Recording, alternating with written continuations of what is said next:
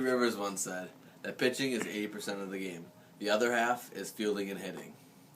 Now, I chose to show you pitching techniques and how to throw the balls because not only do I enjoy the game of baseball, but because I pitch for the varsity team in Holmen, and it really gets my adrenaline pumping when I'm on the mound because all eyes are kind of on me, and it kind of puts a lot of pressure on me, and I like to perform under pressure.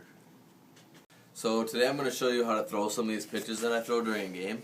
And the pitches I throw during a game are the fastballs, which are 4-seam and 2-seam fastballs, the curveball, the changeup, the slider, and I don't throw it in a game, but I can teach you how to throw it, is the knuckleball.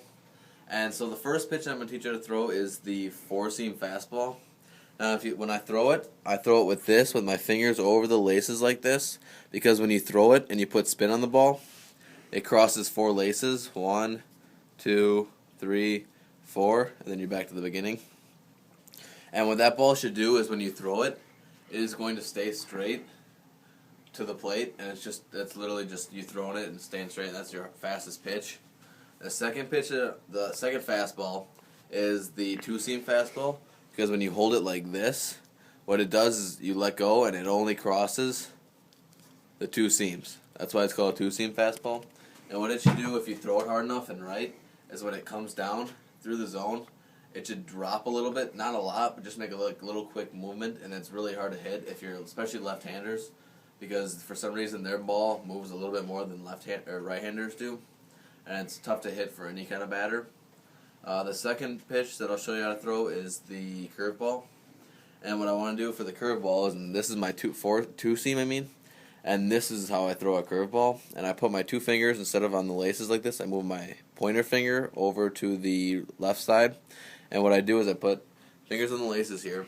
And what I do is when I come through, I'll throw it, and I'll snap it down like this. And what it does is it puts a spin on the ball, so it spins like down like that. And what happens is when it gets to the plate area, it starts to drop if you throw it over the top. If I throw it like this over the top like this and I snap it down, the pitch is going to come in and it's going to drop down. And when I throw it though, I throw it like this and I throw it kind of side like that, and it's going to come down and it's going to go like this, and it's just going to come through and it's going to go down like that. So the fourth pitch I'm going to show you how to throw is the changeup. And I throw a circle change because my fingers right here are in a circular motion, and my middle finger is right between the 2 laces, and my other 2 fingers, my pinky and my ring finger, are on the other side. And what happens is when I throw it, I'm going to throw it just as hard. My arm's going to make the same motion. I'm going to try to whip it just as hard as I would a fastball. But because I don't have the best grip on it, and because my fingers are spread out like this, it causes the ball to slow down in the air and not have the same velocity as a fastball would. And hopefully a good one will drop right before it gets to the plate, just a little bit, so it kind of throws the batter off, because if they wait long enough, which is tough to do, that they're not ready for the drop at the end, and so they're kind of ahead when they swing, and the ball's already like down low. The fifth pitch I'm going to show you to throw is a slider, and I hold the slider like this. It's the same thing as a curveball, except for when I throw it, I'm going to come through, and instead of snapping it down like this, I'm going to throw it across, and it's going to snap it that way. And what that does is, instead of coming down like a curveball where it would drop, or it would kind of like go a diagonal motion, a slider is going to kind of slide across the zone. And that's tough for a hitter because it looks like it's coming right at him, and then at the last moment it jumps out like that. So if you can hit like the outside corner of the plate, it's tough for the batter to tell if it's going to be a strike or not. The last pitch I'm going to show you how to throw is called the knuckleball. I don't throw it in a game because it wouldn't work, and people would hit bombs off of it. But how you throw it is you just dig your fingers. You literally take your fingers and you just dig them in, your nails there, into the seams, like that. And when you throw it, you're gonna come through, and you're gonna just push. You're gonna push off with your fingers, and it's gonna create this motion. Instead of spinning, it's literally gonna create no motion. And your ball, if you throw it well enough, it's supposed to just go straight. And what that does is it makes the ball jump from spot to spot, kind of. It looks like it, at least, because when you get spin on the ball, it makes the ball go straight. And when you put no spin on it, the air kind of takes it and the wind takes it, and it makes it jump all over the place. Now I'm going to show you how to throw the ball to home plate. When you're getting up on the mound, you can't just like step and whip it in there. There's certain things you have to do to make the ball go home plate and for it not to be a balk. First thing is you can go from the windup. You throw this to start the inning and when there's nobody on base. You literally get on the mound, your feet are half and half.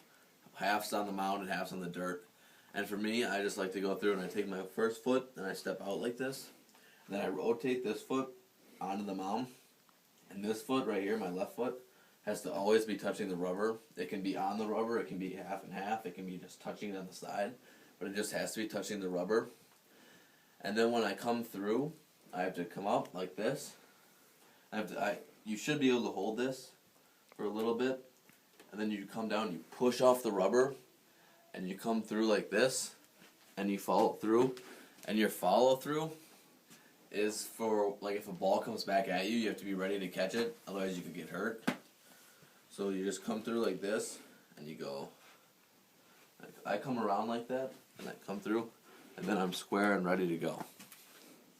The other pitch you can do is from the stretch, and you throw this when people are on base.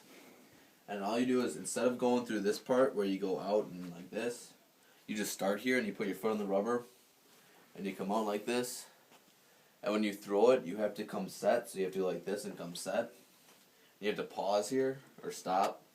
And what that does is it's not a balk. Because if I came through, and I went like this, and I went like this, and then I went right away, that's considered a balk, and the people on base would get a free base without any play being made.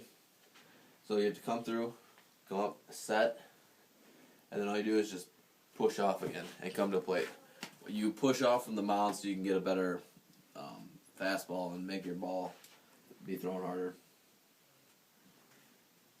Now that I've shown you how to throw the pitches and the movements needed to get to home plate, you should be able to get everybody out with ease.